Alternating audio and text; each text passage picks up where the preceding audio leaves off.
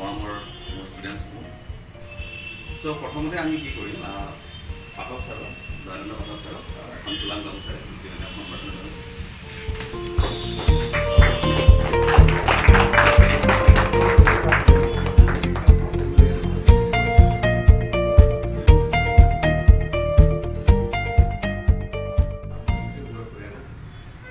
ACS সম্পৰ্কে ক'ব লগা থাকিলে বহুত কথা ক'বলগীয়া হয়, কাৰণ আমি নিজে এটা সময়ত এছিএছতে আছিলোঁ।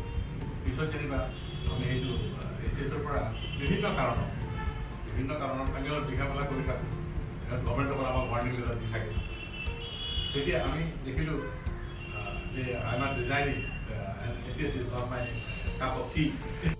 গতিকে এছিএছত যে কোনোবাই আজি সাৰ্থকভাৱে আহিছে, কোনো অহা নাই, ইট মেক্স ন' ডিফাৰেঞ্চ। মই এটা ভাবোঁ এইকাৰণে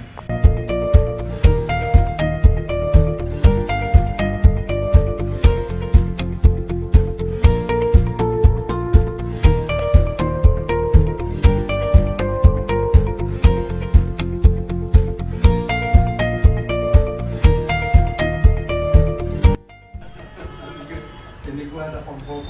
আৰু এওঁ যেতিয়া এইটো মাত্ৰ কৈছিলে যে ছাৰ এইখিনি আহিব নিদিলে মাজতে, প্ৰথমতে মোৰ এইকাৰণেই ভাল লাগে যে অন্ততঃ বহুত চোকা চিন্তা কৰা আৰু ফিউচাৰ এই জেনেৰেশ্যনটোৰ লগত মই কথা পাতিব পাৰিম। At least maybe 3 hours on that day, or maybe 1 hour or 1 hour. ভাবিছোঁ এওঁ কিয় কাৰণে মই এটা ফোন কৰিছিলোঁ, এজনমান ল'ৰা ছোৱালীও আছিলে, তাৰপিছত তেতিয়া মই এওঁ কথা ভাল লাগিছিলে, কিবা তেনেকৈ লগত দুটাই কওঁতো ভাল লাগিছিলে। গতিকে মই অলপমান ইনফৰ্মেলিয়ে কথাখিনি কৈছোঁ, খুব মানে ফৰ্মেলি নকওঁ। ছাৰে আমাৰ অতি APSC, UPSC কম্পিটিশ্যন সেইটো বৰ টাফেষ্ট মানে, আৰু to do what is difficult for the others is the mark of talent. সেইটো ক্ষেত্ৰতো আমাৰ বহুত কোৱালিফাইড মানুহে কৰি আছে, তেনেকৈ বহুত প্ৰব্লেম এডুকেশ্যন। সেইকাৰণে তেওঁলোকৰ এডুকেশ্যনত চব শিকাইছিলে কোনবিলাক এইবিলাক মেইনটেনেঞ্চ অফ পাব্লিক অৰ্ডাৰ। এটা কিউ কৰিলে নহয়, তাত ষ্টপ হিয়াৰ। আমিতো ইণ্ডিয়াৰ মানুহ নহয়, অভ্যাসটো নাজানো, কাৰণ একে কৰিলোঁ এতিয়া মই 2-3টা সোমাই দিওঁ, লগে লগে টানি আনে প্লিজ কাম আহি পেলাই উজাল থাকে দেখুৱাই দিয়ে, please stop here. and he was the first man to write drama in the Middle Ages. আমি অলপ চাম কোন হিৰো, তেওঁৰ নামটো হ'ল সম্পদ। চাব দে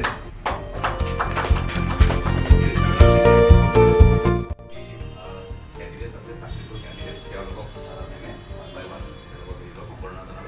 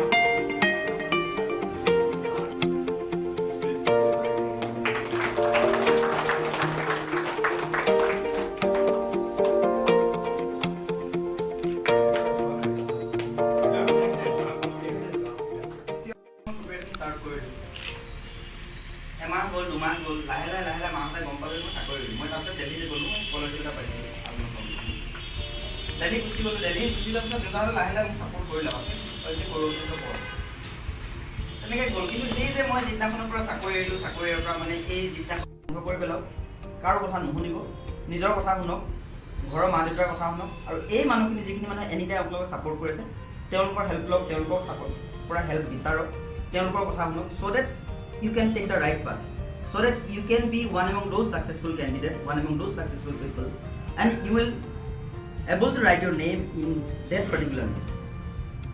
আৰু আছে ছাৰহঁতে বহুতখিনি কথা ক'লে, ছাৰহঁতে বহুত ভাল ভাল কথা কৈছে।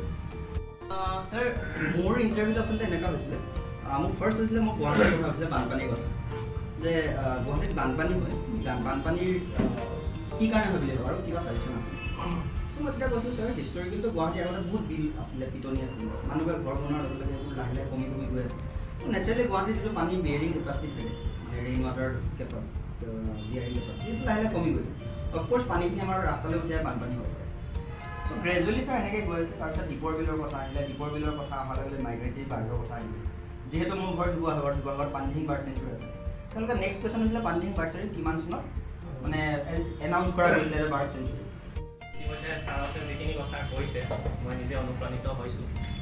মোৰ ব্যক্তিগত কথা অলপ কম বুলি ভাবিছোঁ।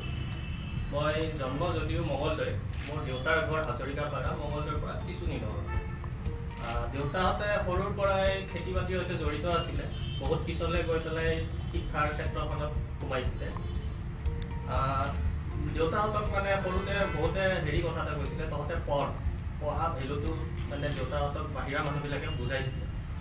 সেই কথাখিনি দেউতাই আমাক সদায় শুনাই মানে সৰুতে, যে পঢ়া কি এটা বস্তু, পঢ়াৰ প্ৰতি কিয় মানুহে থাকিব লাগে।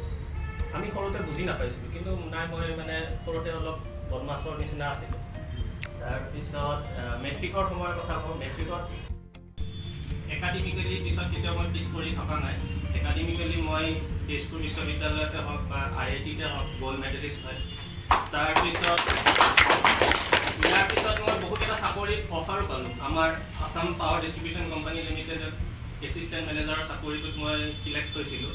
কিন্তু সেই সময়ত কি হ'ল, মোৰ নিজৰ এটা মনত ধাৰণা আহিছে, নাই মই এইবিলাক চাকৰি নকৰোঁ, মই চিভিল ছাৰ্ভিচৰ কাৰণে নিজৰ প্ৰস্তুতি কৰিম। গতিকে মই তেতিয়া মাষ্টাৰ্ছ ডিগ্ৰী কৰি আছোঁ IIT ধানবাদত, ঝাৰখণ্ডত। তাৰে যিখিনি ল'ৰা ছোৱালীৰ যিটো শিক্ষা বা UPSCৰ বাবে যিটো ক্ৰেজ বহুত কম ঠাইত দেখা পাওঁ।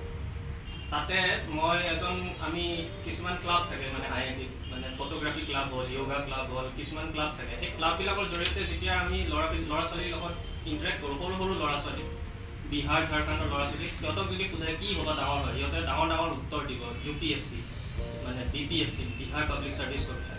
আমি ভাবোঁ যে আমি ইমান সাহস কৰিব নোৱাৰা এটা বস্তু ইমান সৰু সৰু ল'ৰা ছোৱালীয়ে সাহস কেনেকৈ কৰিছে।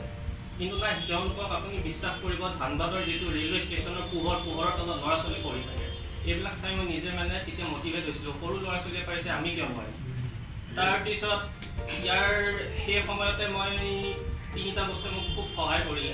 IIT ধানবাদৰ যিটো চেণ্ট্ৰেল লাইব্ৰেৰী, তাৰে এভেইলেবল গোটেই কিতাপখিনি আমাৰ কাৰণে আছিলে। দ্বিতীয়তে মোৰ গাইড, মই তাতে PhDও কৰি আছিলোঁ। PhD কৰি থকা সময়তো মই টাইম মেনেজমেণ্টৰ কাৰণে মানে তাতে কিতাপ গোটেইখিনি এভেইলেবল আছিলে। আৰু তৃতীয়তে মই যিখিনি পঢ়োঁ সেইখিনি সদায় ডেইলি ৰিভিজন কৰিছিলোঁ।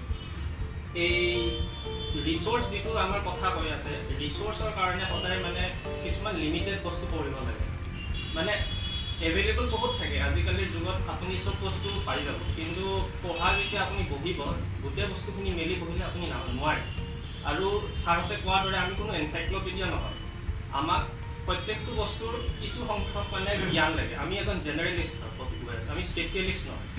গতিকে সেই ৰিচোৰ্চখিনিৰ কাৰণে বিশেষকৈ NCERTs হওক, কিছুমান ষ্টেণ্ডাৰ্ড বুকছ আছে, সেই ষ্টেণ্ডাৰ্ড বুকছবিলাক যেনেকৈ লক্ষ্মীকান্ত হ'ল বা স্পেক্ট্ৰাম হ'ল, সেই কিতাপবিলাক পায়।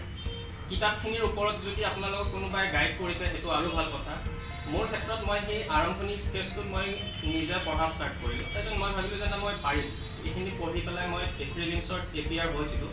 সেই সময়ত মই PPDCLৰ যিটো চাকৰি মই অলপ আগত কৈছোঁ, মই পাই পেলাই এৰি দিয়াৰ লগে লগে আকৌ একেই কথা দাদাই কোৱাৰ দৰে মই ঘৰত নাছিলোঁ। মা দেউতাহঁতে প্ৰশ্ন সন্মুখীন হৈছিলে, ল'ৰাই কিয় এৰিছে, ল'ৰাই কিয় হেৰি কৰিব নোখোজে, এনেকুৱা কথা বহুত আহিছিলে মোৰ জীৱনত। তাৰপিছত যেতিয়া প্ৰিলিমছ ৰিজাল্ট ওলাল, সেইদিনাখন মাৰ জন্মদিন আছিল। মই জীৱনত মোৰ বাবে মানে মাক সেনেকুৱা এটা গিফ্ট দিব পৰাটো, প্ৰিলিমছত মই পাছ কৰাটো মোৰ কাৰণে এটা ডাঙৰ কথা আছিলে। মই পূৰ্বাঞ্চল IAS একাডেমীৰ বিষয়ে গম পালোঁ। পূৰ্বাঞ্চল IAS একাডেমীৰ যিখিনি মানে টিচিং ফেকাল্টিজ আছিলে, ফেকাল্টিজৰ গোটেইখিনি নাজানিলোঁ। কিছু লোকৰ লগত মই পিছলৈ গৈ পেলাই মানে ইণ্টাৰেক্ট কৰোঁতে গম পালোঁ যে নাই, ইয়াৰ ফেকাল্টিজখিনি আমাৰ ষ্টুডেণ্টখিনিক 1-to-1 ইণ্টাৰেকশ্যনত হেল্প কৰে। মই লাষ্ট 5 years পৰাই প্ৰিপেয়াৰ কৰি আছোঁ। মই একচুৱেলি MBA কৰা, মোৰ স্পেচিয়েলাইজেশ্যন আছিলে হিউমেন ৰিচোৰ্চ আৰু মাৰ্কেটিং। মই মই তেতিয়া MBA পাছ কৰিছিলোঁ। কেম্পাছৰ পৰা মোৰ প্লেচমেণ্ট হৈছিলে, কিন্তু তাৰ বেমাৰৰ কাৰণে মই জইন কৰিব নোৱাৰিলোঁ।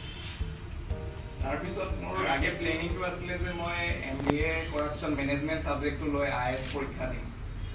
তাৰপিছত কিবা প্ৰব্লেমৰ কাৰণে মোৰ তেনেকুৱা নহ'ল আৰু ঘৰত অলপ প্ৰব্লেম হ'ল, মা দেউতাৰ বেমাৰ কিবা কাৰণ।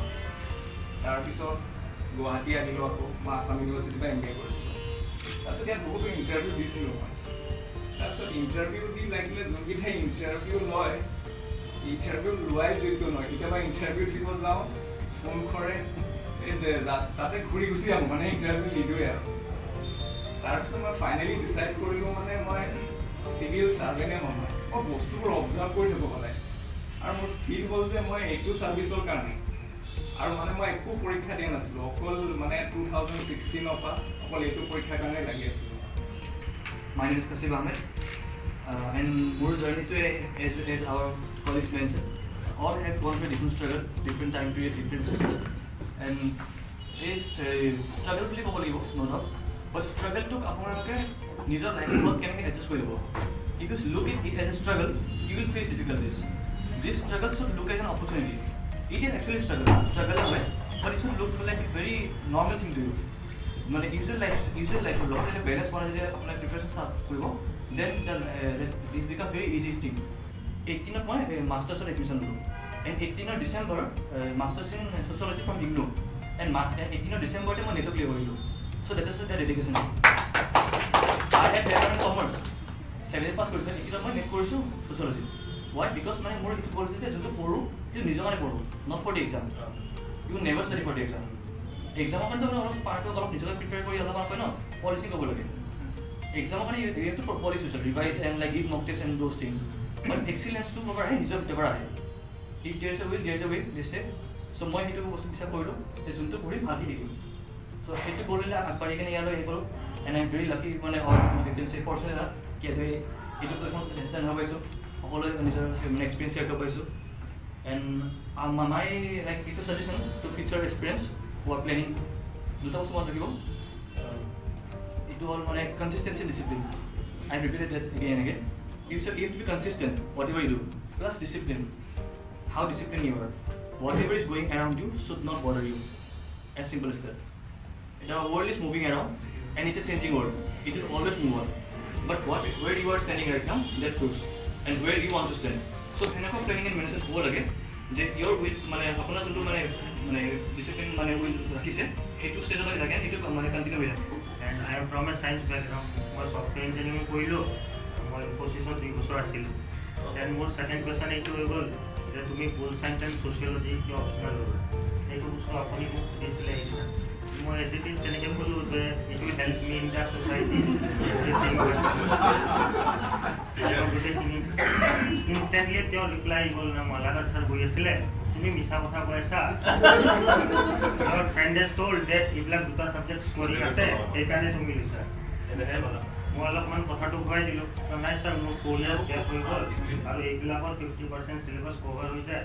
মই ভাবিলোঁ অলপমান স্মাৰ্ট ষ্টাডি কৰোঁ, সেইকাৰণে মই এনেকৈ লৈছোঁ। ছাৰৰ এই দুটা বস্তু মোক বহুত হেল্প কৰিলে ইনিচিয়েলি। এণ্ড থাৰ্ডলি মই সদায় কওঁ মই এটা average student. I have done engineering, মই জব কৰিলোঁ, ময়ো আনষ্টেবল আছিলোঁ, মই জবো এৰিলোঁ, মই বিজনেছ কৰিলোঁ 3 বছৰ। And just sir told that কিবা এটা মমেণ্ট থাকে উইচ চেঞ্জেছ ইয়ৰ লাইফ। আচলতে 2016ত মই প্ৰথম ইয়াৰ কাৰণে প্ৰিপেৰেশ্যন কৰিছিলোঁ APSCৰ কাৰণে, আৰু 2016ৰ যিটো আছিলে 2018ত খতম হৈছিলে, আৰু সেইটোত মই ভাইভালৈকে গৈছিলোঁ। আৰু ভাইভাৰ পৰা মই মানে যাব নোৱাৰিলোঁ এবাৰ 2018ৰ যিটো 2020 সেইটোত মই ACSত চিলেকশ্যন পাইছোঁ। আৰু এই ক্ষেত্ৰত পূৰ্বাঞ্চল IAS একাডেমী আৰু বিশেষকৈ মই পাঠক ছাৰক লগ পাইছিলোঁ। বিশেষকৈ মই ST হয় ষ্টাৰ্টছৰ ওপৰত মই যেতিয়া প্ৰথমবাৰ ভাইভা দিছিলোঁ, আচলতে কি বস্তু চাব লাগে সেইবিলাকৰ বিষয়ে আচলতে মোৰ ইমান মানে জ্ঞান নাছিলে। আৰু মোৰ বেকগ্ৰাউণ্ডত মানে ধৰক মোৰ ফেমিলি হওক, মোৰ এৰিয়া হওক, মই একদম প'ৰ এৰিয়াৰ পৰা অহা। গতিকে কি হয়, মোৰ ফেমিলি বেকগ্ৰাউণ্ড বা মানে মোৰ এৰিয়াত তেনেকুৱা কোনো APSC দিয়া নাইবা মানে APSC পোৱা তেনেকুৱা কোনো ব্যক্তি নাছিলে যাৰ পৰা মই সুধিব পাৰোঁ মানে প্ৰচেছটো কি হয় বা কেনেকৈ কি কৰিব লাগে কি পঢ়িব লাগে আচলতে মই একদম নাজানিছিলোঁ আইডিয়াই নাছিলে গতিকে যেতিয়া পূৰ্বাঞ্চল এয়াৰছ একাডেমীত আহিছিলোঁ তেতিয়া ছাৰহঁতে মোক গাইডেঞ্চ দিছিলে কেনেকৈ কি চাব লাগিব মই ট্ৰাইবছৰ ওপৰত যে চাব লাগিব আচলতে মই চব চাইছিলোঁ মই নিজৰ ট্ৰাইবছৰ ওপৰতে চোৱা নাছিলোঁ মানে ট্ৰাইবেল কমিউনিটিৰ মানে ওপৰত কেনেকুৱা কুৱেশ্যন সুধিব পাৰে গতিকে ইয়াত আহি মোক যেতিয়া সেই কুৱেশ্যন সুধিছিলে তেনেকুৱা কুৱেশ্যন সুধিছিলে মই একদমেই পৰা নাছিলোঁ আৰু